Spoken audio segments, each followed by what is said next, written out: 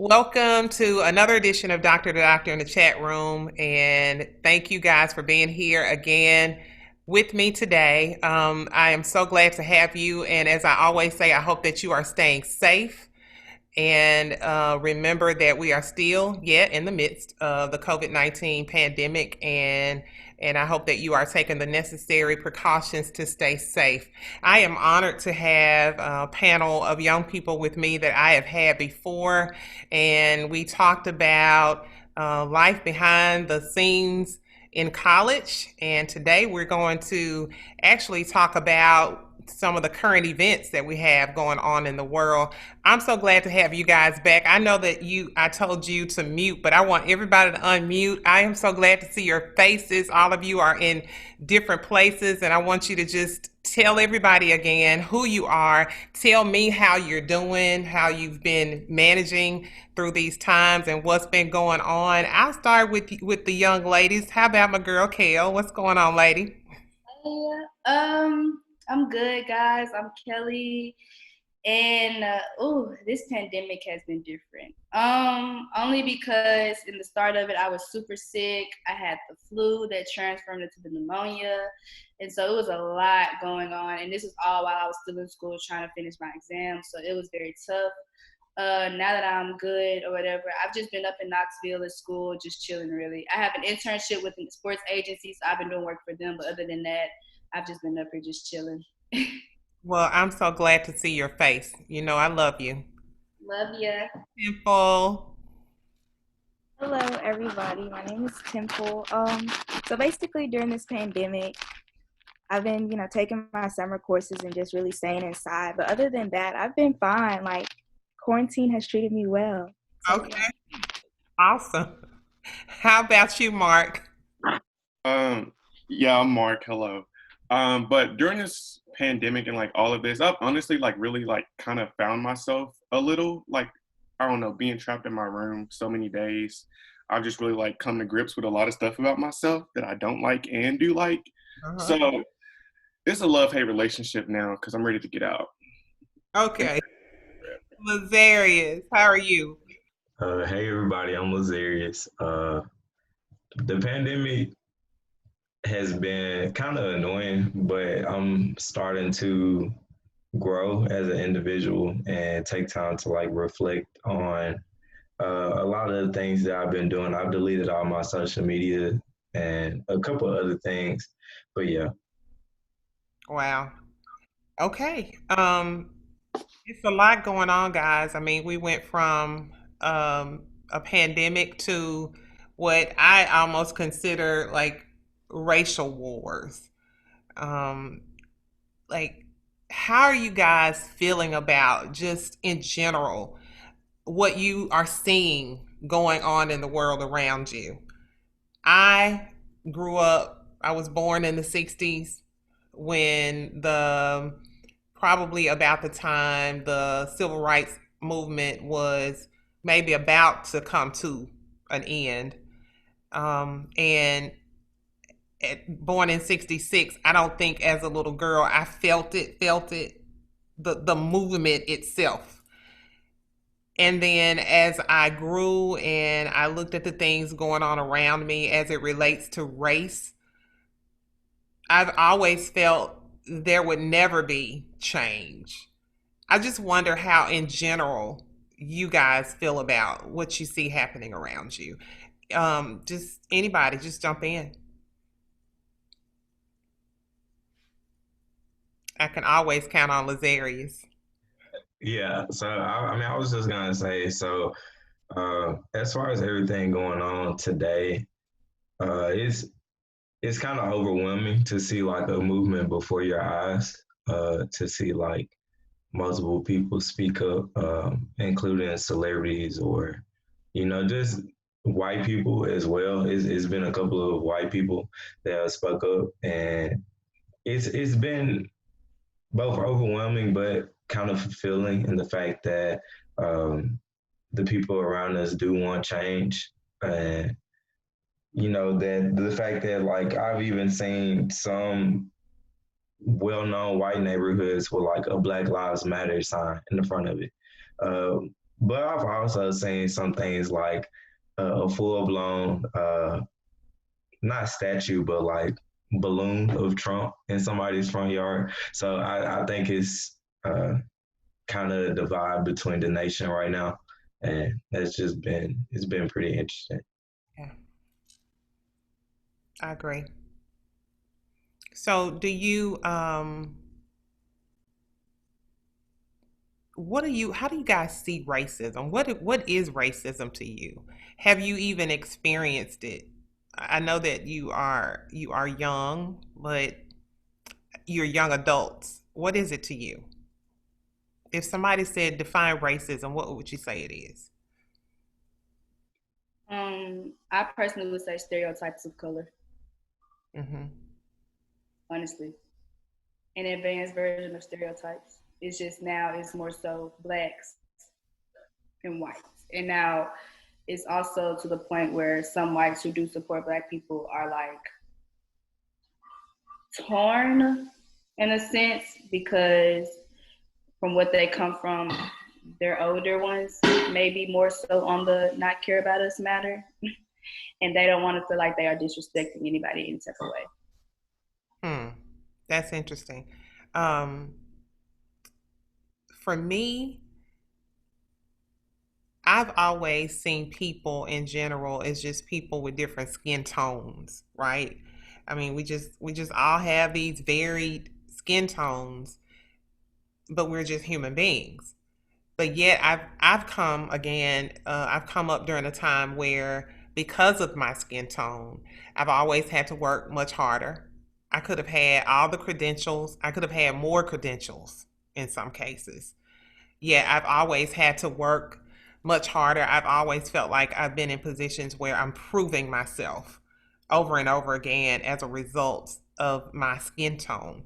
Has that impacted you, your life in that way? Has your skin tone impacted you in that way?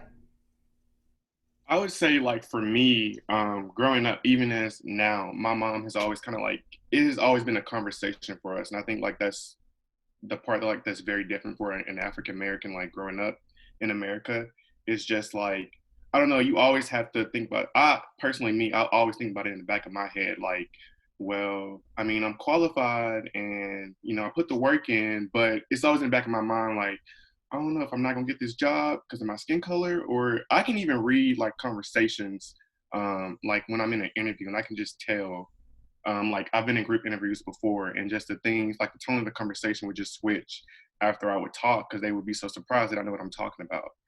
And I don't know, it's just always been very interesting to me, like just to see that like firsthand happen. But I never let it stop me. Like regardless, I'm gonna get where I need to be. So that's how I take it. And you have to be determined that no matter what, you're going to still move towards your goals. So you said your parents talk to you, guys in particular. Have your parents had that conversation with you about if you're stopped by the police, how you should conduct yourselves? Has that been a conversation with your parents? For me personally, my parents never really had conversations with me because normally I took the initiative to like inform myself about different topics. But as far as the last question, like within engineering at the University of Tennessee, Knoxville, like I've definitely seen uh, racism, and like I've definitely seen like people that necessarily don't believe in my intelligence because of the color of my skin. It's been times like where in the group chats, um, a white person would ask a question and I would answer the question, like fully answer the question, and they would completely ignore it. And they would like almost like it's almost as if a white person is willing to fail that quiz or fail that test or fail that homework assignment because they don't even want the help that I have to offer, and they don't really believe in my intelligence. And like Mark was saying, like that definitely, and like have you have said, that definitely motivates me to work even harder. Um, and it definitely like makes me view things a lot differently. But Yeah, my parents have never had that conversation with me. I have been stopped by the police in a very stereotypical scenario where I had my hat on backwards and I was heading to my grandmother's house, but my mother asked me to stop at Walgreens and my mother was sitting in the back seat. And I had my signal on to turn one way because that was the way where my grandmother lived. But since my mother said, could we go to Walgreens, I turned my signal the other way. And the police officer said that he thought that I had avoided him. And then when he stopped me, I was in the left turn lane. And when you make a left turn, you turn to the nearest lane by law. And I turned to the nearest lane, but I didn't fully turn into that lane. And I turned on my signal light to get in the lane to go to Walgreens. And once I got to Walgreens, I was stopped. And he was very surprised to see my mother in the back. But like little things like that have happened to me. Uh, but I don't really let it affect me. Yeah. And that's really unfortunate. And I was thinking of when you were talking about, say, answering a question fully or whatever. I've been in scenarios, and I'm talking about like fully grown, like not in college. But I've been in scenarios where maybe I answered the question, maybe I gave the idea, and it was rejected. And somehow, when we came back to the table, my idea had become somebody else's idea. You know, it's amazing. It's amazing the things that we as a people go through, and yet we have, to me, been so resilient about how we've dealt with it. You know, we've had um, um, these ideas and concepts in the back of our minds where we say, as Mark, hey, I'm not going to let it stop me from reaching my goal. Or as you just said, hey, I don't let it bother me. You know, we have just become a resilient people. We've found our own coping mechanisms for how we're going to get through it. Um, I've heard people say, and I was just talking about not being, just being people of different skin tones. Is there such thing as being colorblind? Because I hear people say that. I particularly hear white people say that I'm colorblind. I don't see color. Is that possible?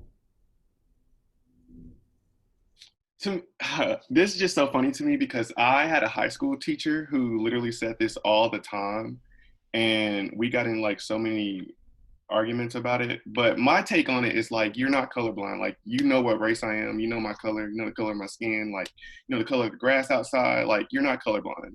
Like, you don't have to be colorblind in order to respect another race or group or whatever. You just have to respect it and um, learn and just, yeah, just basically learn about it. You don't have to. I don't think it's negative for you to say, I don't know, history about a certain group of people or anything like that. But for you to say colorblind, I don't know. To me, it just kind of sounds like a cop out. Like, I feel like that's just a safe answer to say, but I don't think it's a acceptable answer to me. I agree. Temple, were you going to chime in? Oh, yes, ma'am. But basically, hey, Mark took it away. That's exactly what I was going to say. Um, you, Lazarius, had talked about this time that we're in, and you see people of other races stepping up to the plate. How do you think people of other ethnicities, how do you guys think that they could benefit us during this time? How can they help us combat this problem and this other pandemic that we call racism? Within their own race, more than likely, I would believe that they would be more willing to believe somebody of their same skin tone, even though I don't want to say in most cases they don't, but like if a white person is telling another white person to think about something, then they may respect it a little bit more versus if somebody black was telling them. So I feel as though we could benefit in that way. That's a very good point. Yeah. Temple. Yeah, I would definitely say, like, um, I know it's been going around social media about educating yourself, which is definitely a big factor. So I would say that. And then also, I think non-Black people should accept reality for what it is instead of trying to sugarcoat things or beat around the bush. So the quicker that you accept, like, okay, this is what happened, this is how it was, then the quicker you are to step up to the plate and defend another race or whoever that's going through the problem. How has Lazarius had given an example, a scenario that he's gone through. How has racism impacted your life? And even Mark, you talked about being in an interview and you can tell when things change. Has racism impacted your life in any way? Uh, Um, Go ahead, Kelly. Go ahead. I'm gonna be honest. It really didn't hit me hard as far as racism, honestly, until about 12th grade. Um, I didn't really experience like that until college, though. College is a different breed of like racism, and it's more so on a peer to peer level. Like I don't know. My mom always say it's a taught action. Racism is taught, and I'm starting to believe genuinely that it is because Yeah. I don't see how you could have hate for someone as bad as you do and do the things that you do off of genuinely skin color. Like that blows me. Like I don't even know how those two even connect. In all fairness, like I really don't. And it's sad to see it happen in younger people because our ancestors, not even ancestors, grandparents marched for us. You know what I'm saying? Like they wanted to see a change. And it's like I look back on them like, did anything really change? Like, or did it just advance? Because now, you know, back then nothing was getting recorded, nothing at all, and people slid. People let people glide. But now that they are getting recorded, it's like okay, we seen a little action, but people are still sliding. Like it should be no way all these names are on posters and the people who did the dirt are not like in jail. Like you should not be free. You should not be able to see what's going on in the world and you blatantly kill somebody. And now I said my mom too, like, okay, police officers are seeing they're not getting in trouble for killing people. What is going to change? It's going to take for a Black man, you know, to kneel on somebody's neck and it be the other way around for him to go to jail first attempt. Because like from what I'm seeing, nothing is happening, and so it's really frustrating. And it's happened so many times. I don't even like getting into stories about it because it kind of pisses me off. But it's just I don't really know. Racism is a tough subject for me because I just don't get it. So before you chime in, if you were going to chime in, Temple, I was going to say this. It's interesting what you just said about, it's getting recorded, Kel. Um, so I just saw is this morning, my son had posted a video of of an incident with a white cop and a black guy on Facebook, and the cop ended up pulling the gun on the guy, and the guy was simply saying, "Hey, why are you detaining me?" Because he was going to refuse him putting the handcuffs on. Like, why he wanted to know why he was being um, arrested. And so some of my son's white Facebook friends started to chime in and say, "Hey, this is not a good example of the Black Lives Matter movement because you don't know what happened before the camera came on." I try not to intervene in my children's social media posts or whatever. But I did, and I said, I think this is a perfect example. I think it's a perfect example because of what your response to it is. I mean, it took the world seeing a man be murdered, just in cold blood murder, for the world to see. Everybody saw it from start to finish almost, because there was this one little part where they say the video did go off from the time he was sitting against George Floyd, we're speaking of, sitting against the wall and then down on his face with the man's, knee on his neck. And so I'm like, so here's the thing, because we had all these gray areas with these cameras before, we knew something wasn't right about the situation. You could tell something wasn't right about many situations, whether it was Trayvon Martin, whether it was Sandra Bland, whether it was Breonna Taylor. We can go on and on and on because it's been going on forever and ever. Amen. However, you guys had the leverage of saying, well, what happened before the camera, came on?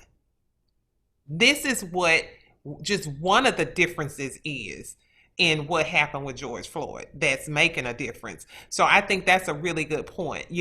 Now it's all being recorded because there are cameras everywhere.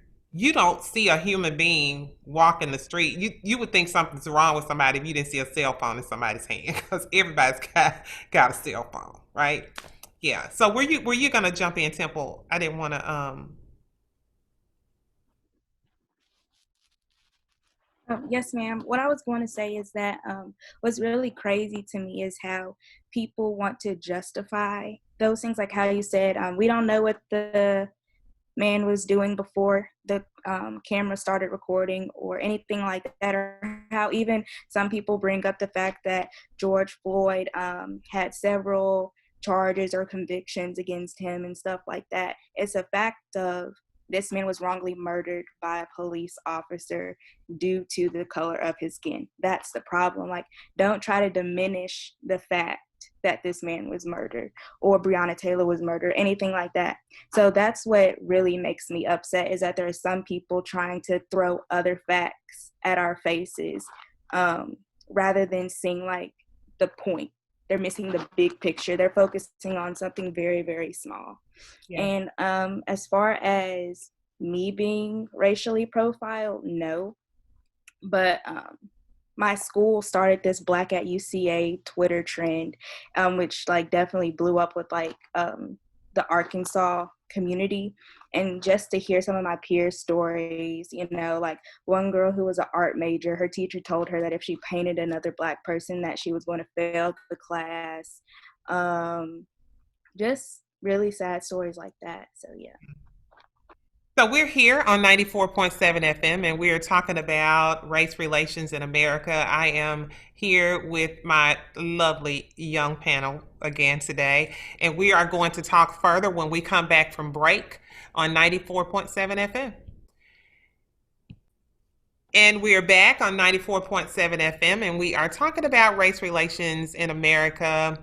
Guys, do you think that when you think about the civil rights movement, all the things that you learned about in high school, about Black history and all the things that have happened over the years, is it even fair that we're still talking about things of the past to, kind of drive our points home about some of the things that are going on right now? Is it even fair that we talk about the past? Life not fair. Say that. Oh, go ahead, kids. Life isn't fair. Like, honestly, like, at this point, we know we have to live different. And it's sad, but we know. And we just got to learn how to make the best out of it to get the most non-violent endings out of it. Yeah. Honestly. I was just going to say, yeah, I just agree with Kelly. Like, life isn't fair. And I just feel like, as like, especially just like being a Black man in America, I just feel like everybody has been so against us for so long. And I just feel like you can't justify something without going back to the history of it. Like you can't discredit the history either when it's like straight facts, like cold-hearted facts everywhere, and people still choose to disregard it, but it's there. And until people want to realize that, we can't move on. Like we can't do nothing. Mm-hmm. Yeah. Do you guys think racism will ever really just go away? No. No, it's like people say, it's a taught behavior, and it's still going to be passed. And like nobody's gonna be able to stop multiple families from passing down their hatred for Black people, just like we haven't really been able to now. Like yes, it is good to see change, but like to ultimately get rid of a opinion uh, of parts of a nation is kind of difficult to do. Like it would take way more time than what's in our lifetimes that I would think to get people to realize that it's no reason to hate someone because of the color of their skin, especially when they didn't actually be in the scenarios that they're in. Most often, the scenarios come about. Well, I mean, like our ancestors never asked to be here, uh, and because they were here, we're here. We didn't ask to be here, and it's just multiple generations of people who didn't even ask to be here, but they're hated.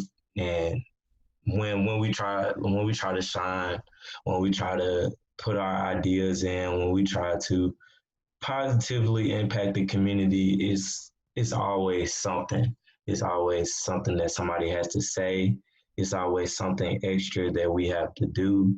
It's always just something that makes whatever action we do, whatever we say, not good enough, uh, according to the white people. Uh, so Interesting that you say that. I've been doing a show on race relations for the last few weeks now, and one of the things that I would ask at the start of the show, and it's because I heard one of the CNN um, people, newscasters, talking to one of his African American friends who asked him the question, "Why doesn't America love me? Why doesn't America embrace me? Why do you think we aren't embraced as a people? What have we done?" When I think about all the great things we've done as a race, when I think about all the things that people of all ethnicities look to us for, all the things that they love to see us do or hear us do, or why don't they embrace us? uh, Well, I was taught in my U.S. history class that we're not embraced because they are afraid. They've been afraid since they brought us over here. And yeah, that's really just it. Like they're afraid that we will surpass them. uh, Say we're looked at as a challenge. I For was sure. gonna say, yeah, they have every reason to be afraid because they give us so little resources, and we still like it's still black people that go get doctorates. It's still black people that go get masters. It's still black people that go get bachelors. It's still black people that come up with many ideas, invent different things, come up with new everything, and I mean, honestly, I feel like they have every reason. I mean, I feel like they have every reason to be scared because, like, as a people, as a race, we're pretty incredible.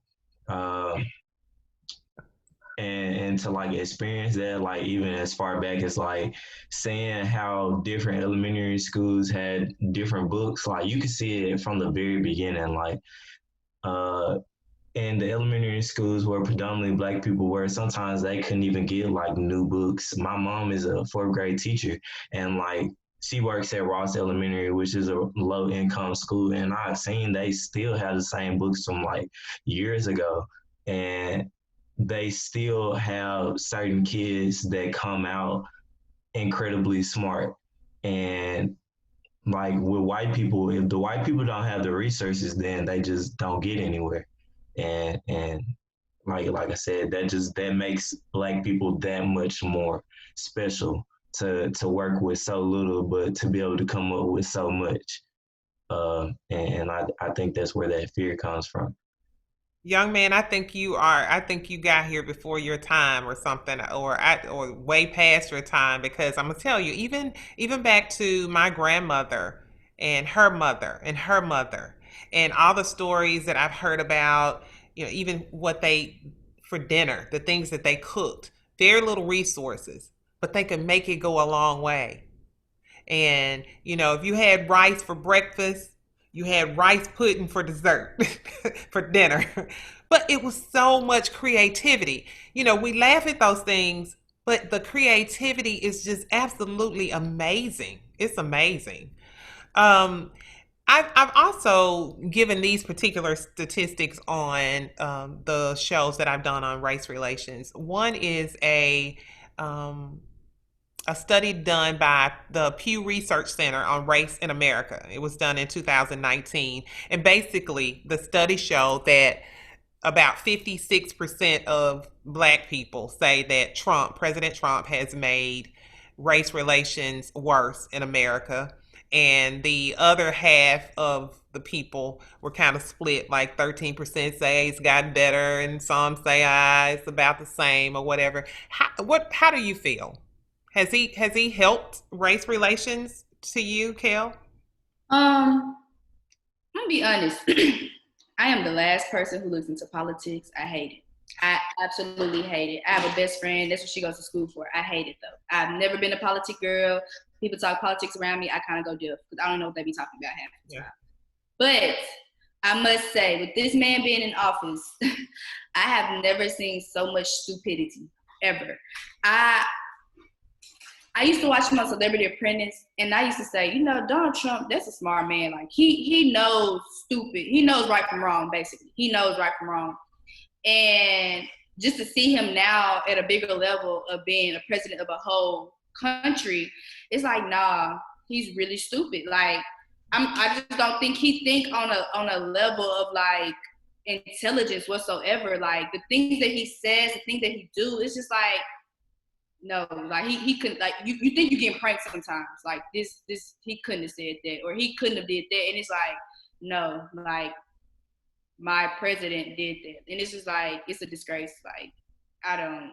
It is a disgrace. I think this may have been the first time I've called his name. I usually say number 45, but anyway. I want, you want to give respect to the office, but I need the office to have some respect. We keep using this word presidential, and I just don't think Trump has been presidential whatsoever. Yeah. I was gonna say that I think I personally I don't really follow politics like that either. But I feel the opposite way. I feel like he's very smart in the fact that he knows psychologically like the things that he says, the way that it affects people, and like the things I feel like he gets what he wants from. It's just like your parents tell you don't react. Uh, because it could worsen the scenario. Like he reacts and he'll say whatever he wants to say, but he knows the response that it'll get, which is why he'll say it. And I think like yeah. So, he's got his whole "Make America Great Again," and let me stop. Were you gonna jump in, Temple? Mm-hmm. Go ahead. Go ahead, Dom. Yeah. Okay. So basically, when I think of politics, I think of like whoever puts on the best show. Like whoever puts on the best show is going to win. And 4 years ago, unfortunately, Donald Trump put on the best show in some people's eyes, not mine. But like ever since he's gotten in office, everything has been so distasteful and tacky. And the fact that there's still people out here who support them, I view those people as distasteful and tacky, just like he is. But it's just mind blowing to see somebody who holds, so much authority say so many belittling things about people, and people just brush it up under the rug. So yeah. Yeah, I agree. I was gonna say, we got this thing about "Make America Great Again." That's his slogan. And when I think about it, I'm like, we know America has never been great as it relates to our race of people. However, we may end up having to give this man a little bit of credit for making America a little bit great, because it seems that under his leadership, he's done all these bold things that, like what Kel was talking about, all these things that he said, and it just seems like he's getting away with it. But it's making people upset enough and angry enough that we're starting to move towards change. So, unfortunately, some of this change is going to happen under his tenure. in the office, but in other words, the things that he's doing is really backfiring. In a nutshell, these things are backfiring. Um, Another thing that I noticed on social media was, and I thought about this when Temple was saying, the people that support him. Some of those people are posting things like Candace Owens. I don't know if any of you are familiar with Candace Owens. She's a black lady that's a huge Trump supporter, and she has a very unique take on things. You know how people can take it and twist it, and you know. Um, a good example is one of my Facebook friends, my white Facebook friends, posted a black state trooper, and the caption said, I won't kneel but for one person or one thing, meaning like God, right? But it was something against Colin Kaepernick to say that, right? And I often wonder, like, do they think they are helping the matter when they when they post these things? Do they think that they are gaining or yeah, good graces with us as a race when they post these things? Are they trying to show that they do kind of understand, or are they just slaps in the face? I see you shaking your head, Kel.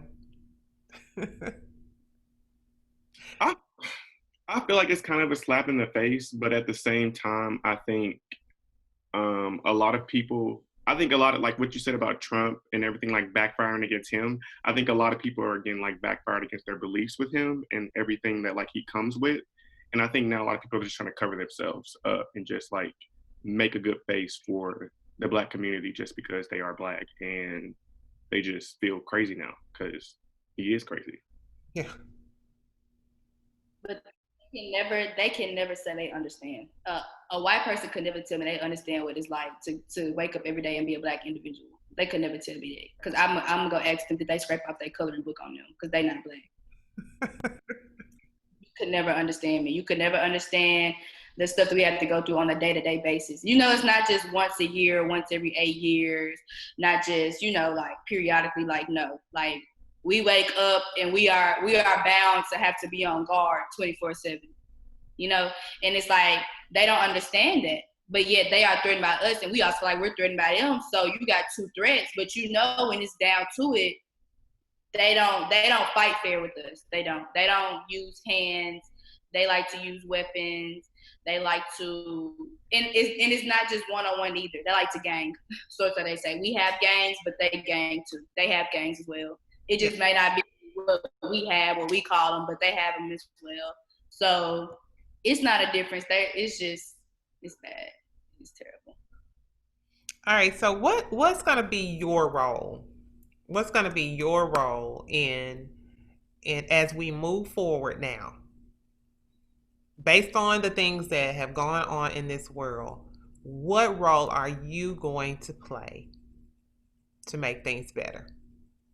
How do you guys think that you can personally have an impact?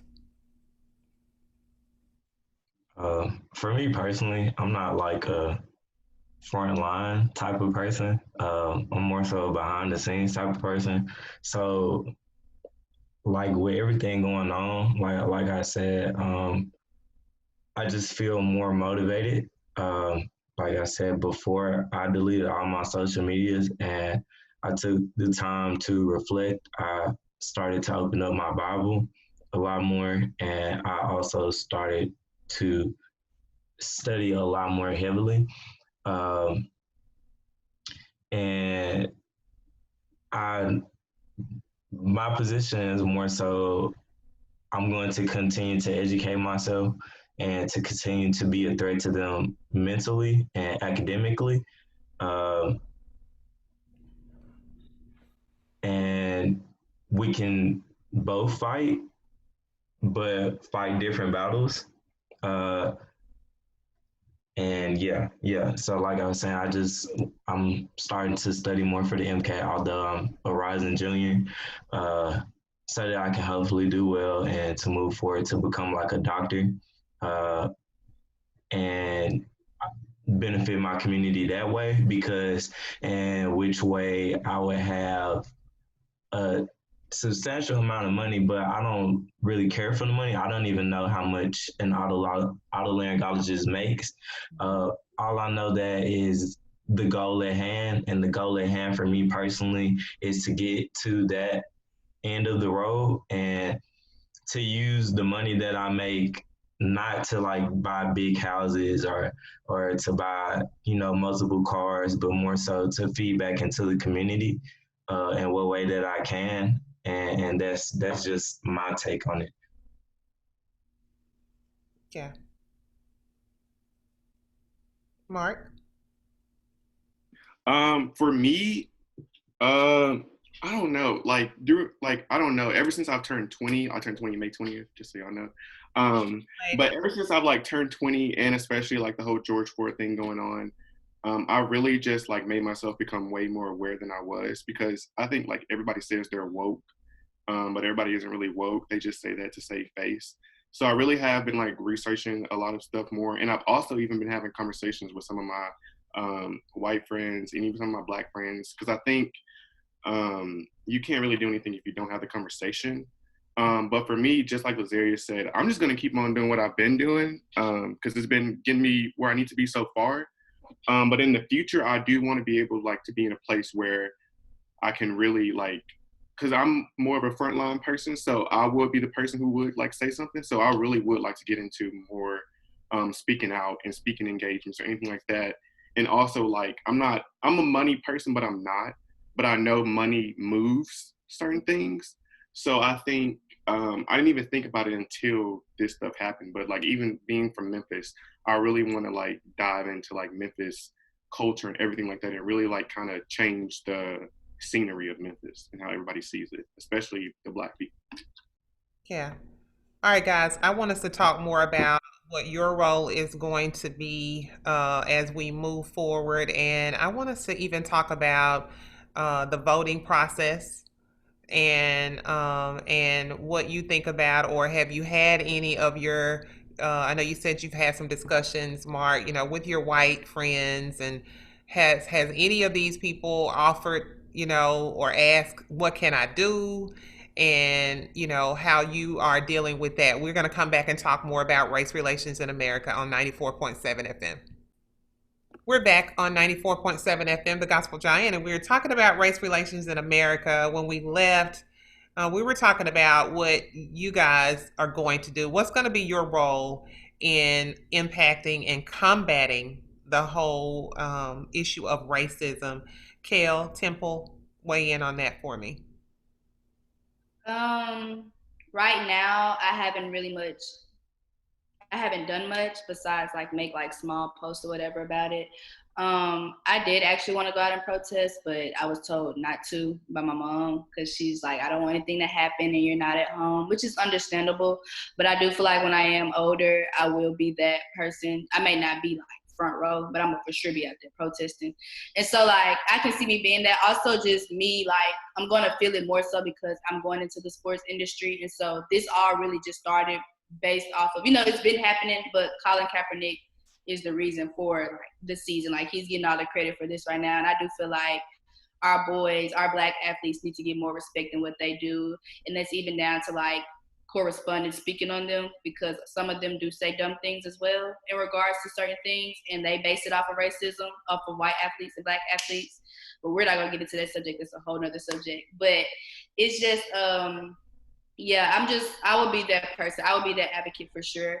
As far as voting goes, this will be my first time voting. So I'm super excited for that. And a lot is going on right now, and it's like showing a lot of people true colors. So like I have to do a lot of research, but I'm like super stoked to stand in line if I have to for hours to, you know, be able to make a change and actually vote for the first time.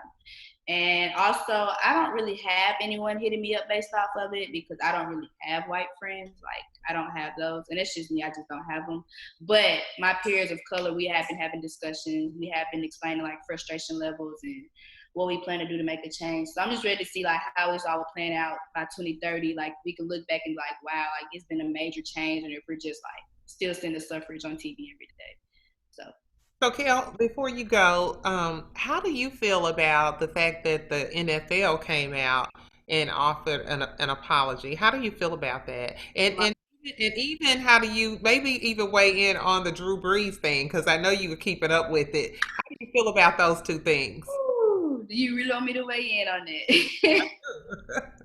Oh, to me, love the NFL, but to keep it Christian like I didn't. It was some bull. Uh-huh. And and why I say that is solely because genuinely it took all of this that's going on in the world right now for you all to realize what Colin Kaepernick was genuinely kneeling down for. It wasn't a disrespect to the flag. I'm not gonna say nobody cares about the flag, but no, his like it's not about that. It's about he's standing up for what's right. He wants to see a change. And now for them to hear that they could possibly take him back. If I was Colin, I wouldn't even go back. Honestly, I wouldn't. Because it's kind of like, oh, so all of this had to go on for y'all to really see, like, it's kind of like what they were saying, like, they just don't want to hear what we have to say or our intelligence behind it. And it's just like, no, I'm not going to give you what's going to make you look good about it now, because I'm pretty sure with him going back to the NFL would get all the praise. He would, jersey sales would go up and all of that. But it's not about that. It's a bigger picture. Jersey sales are going to decline once he retires. It's not about that. It's about we want to be treated just as equal as you all. So I NFL could have kept it. Yeah. Drew Brees, though, I love him to death, man. But he should have sat there and ate his food. He shouldn't have said nothing. and that's solely because, once again, he doesn't understand. He's not our color. And I'm going to take it personal. For the NFL to be majority black and you have, black teammates, it's kind of like, what if that was your teammate? What if that was your brother out there in George Floyd's position? Would you be saying the same thing? Would you sit here and say, well, I don't know, man, Alvin, he probably said something before, like you don't say that. You got to put yourself in our shoes. And if you can't sit there and eat your food, be quiet. And he should have just sat there and ate his food and be quiet. Give a donation. Yeah. Sign a petition or something, because now, he's in the middle of New Orleans. Like, we all know New Orleans is black people. Like, you have a whole city who's probably 9 out of 10 is not going to defend you now, who's not going to be excited to see you, who's not going to be excited to see you play. Your jersey sales are going to go down. Then what? Now you have to retire next year. You know what I'm saying? You just don't come in on nothing if you don't know it. I'm pretty sure, I'm not going to say he's not educated behind it, but his statement at the time wasn't very educational. It was a very insensitive statement, and I personally don't think he'll be able to bounce back from it completely. And I also personally don't accept his apology. I hate putting it that way. I mean, okay, I can accept the apology, but I believe you meant what you said, and I believe that this is all coming behind the heat that you've gotten for saying it. That you want. I'm sure that was a PR.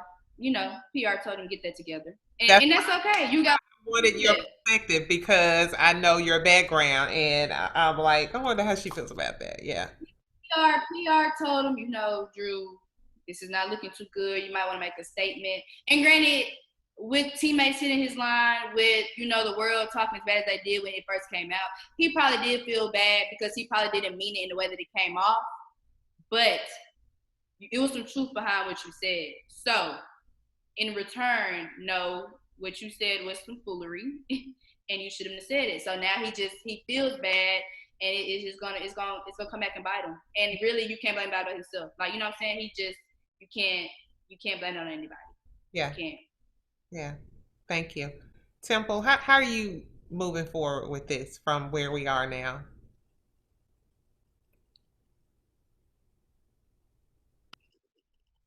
I've been to protests already. I can definitely say they feel liberating, definitely to see not only Black people there marching, but also our white brothers and sisters marching as well. But, the feeling of liberation, just, for me, it's bigger than me. So I'm definitely trying to figure out different ways to make a change. I can definitely say that I could probably, put my more money towards people or businesses that celebrate Black people rather than tolerate Black people. As far as when we get back on campus, I'm the president of my sorority, so I'm thinking about making like a voter registration table and trying to get as many people that aren't registered to vote in Arkansas to vote, just like different stuff like that rather than making posts and just going to march because that can only go so far. So, yeah.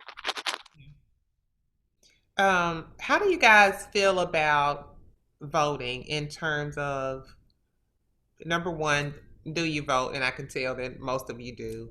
Um, do you think your vote is important, and is it enough? I'm saying, can we just?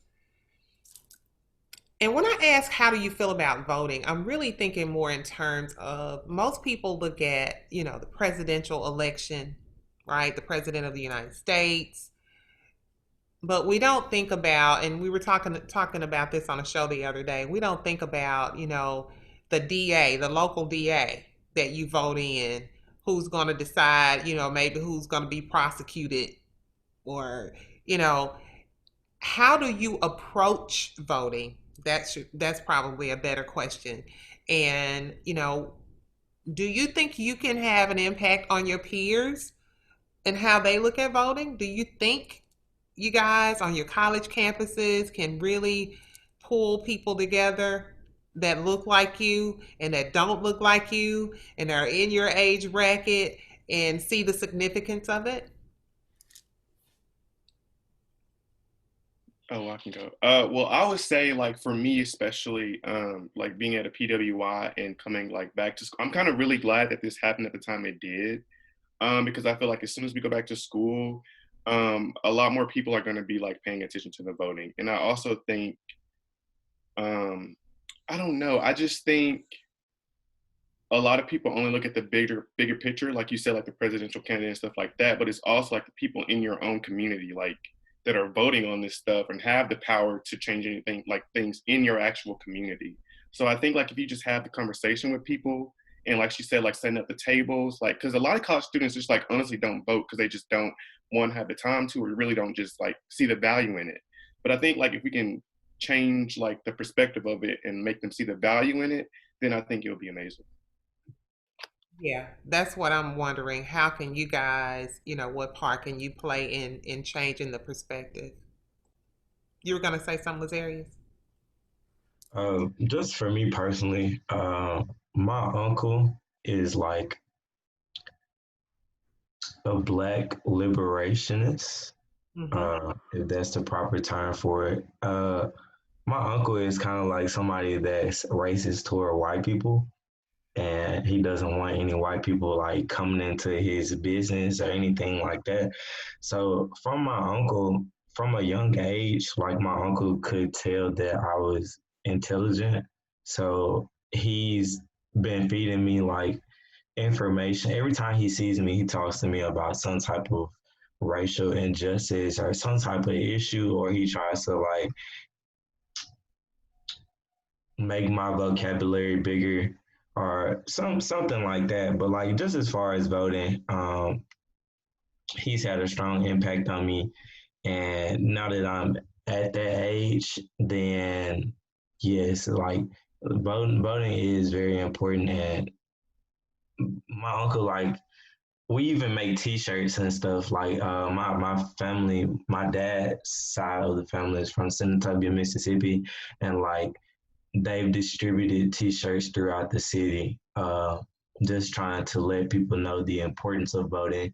And he saw that like the changes that we wanted sometimes can be done in different ways, and voting is one of those ways that like we can move toward the changes that we want.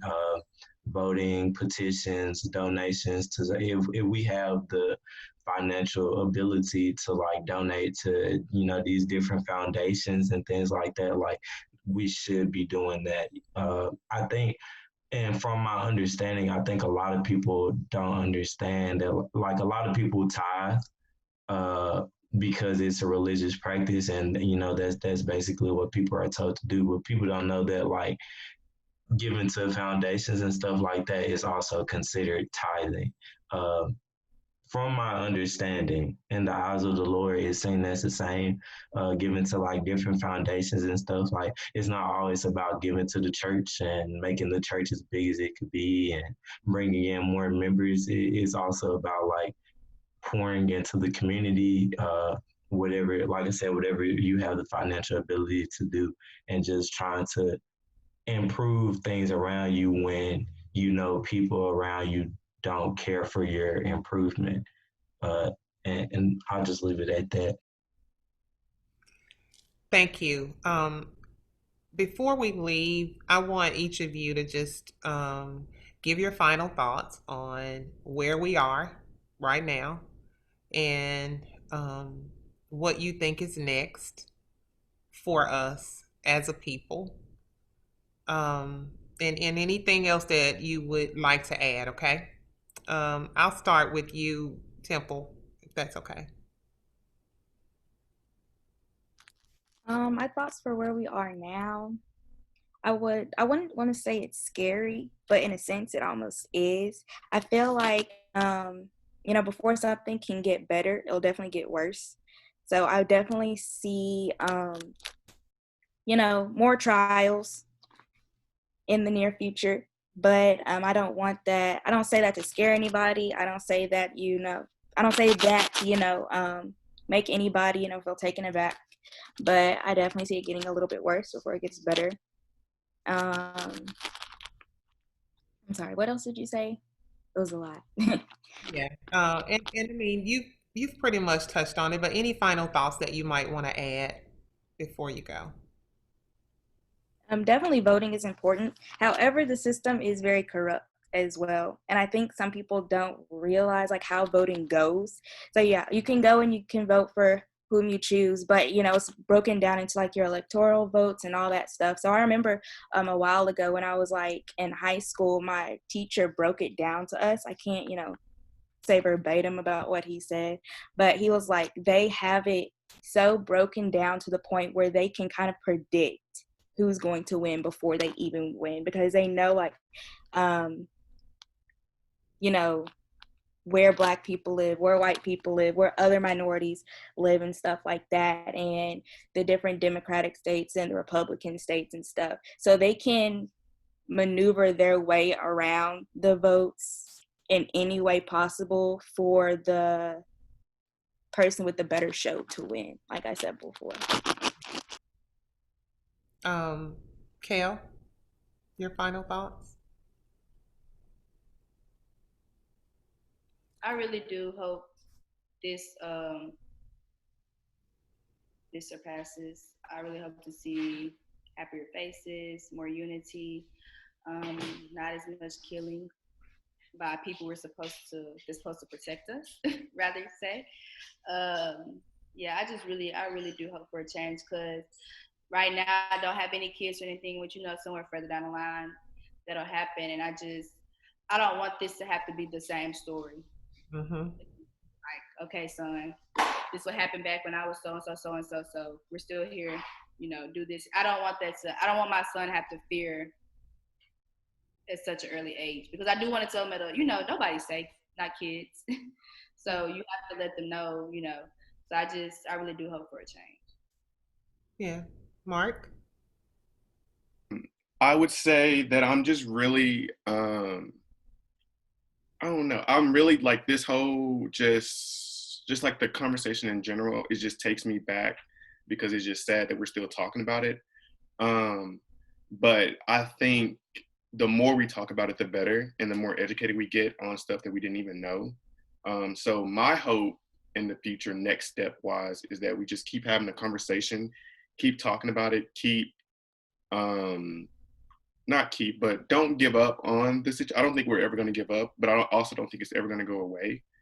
But I just think as long as we make our voices be heard and do what we have to do, whether it's from Laz becoming a doctor, Keli being a PR person, and just being on TV or whatever she decides to do, I just think the time is now. I feel like, especially coming out of like school and corona and all that, I don't know, it just like inspired me to really get on my stuff, and just like all this happening just really made me like look at my life and see where I want to be. And I'm black, but like I'm gonna make it. I'm gonna make it. Like all I know is I'm gonna make it, and I can't hope for nothing else. Absolutely, you will. Lazarius. I was just gonna say, like, although, like Temple said, it's kind of scary. Um, like I said before, I think it's kind of fulfilling, and the fact that we see so many angry faces now, because it's affecting people that like didn't feel anything about it at first. Even within the black community, like within the black community, it's always easy to say change, change, change, and we've been saying change for years. But with the sequence of events and with all the events that's been going on, people are a lot more enraged. It's even started to reach some white people have taken the initiative to apologize, even though it doesn't really mean too much. Just the fact that like certain people are taking more steps to go about certain situations related to racism has just been, I think it's been a good thing. And I think as a people, black people are starting to become more motivated, like more motivated than they've ever been. Uh, and we've seen way more donations to various organizations, and we've seen way more people educating themselves on these topics, and just I feel like we're advancing as a community, regardless of what any white person or anybody else has to say. I feel like we're advancing and becoming more intelligent within the topic and within just general things. And I'm happy to see that. Yeah. And I'm happy again to say that I've had another moment with you guys. I'm always very inspired by all of you, and I really mean that from the bottom of my heart. And I wish you nothing but the best. And I know that I don't even have to, because you guys are gonna do really well. You're gonna go really far. And I'm so proud to know that I've had time with you and to just know you. Okay, I really mean that. Thank you for taking some time to come back and talk with me. I thank you guys for being here with me again on another edition of Doctor to Doctor in the chat room as we continue these discussions around race relations in America. I hope that you will be back with me again next Saturday at the same time at 2 p.m. And we're going to continue these discussions for as long as we need to. Thank you, and we will see you again next Saturday on the Gospel Giant 94.7 FM.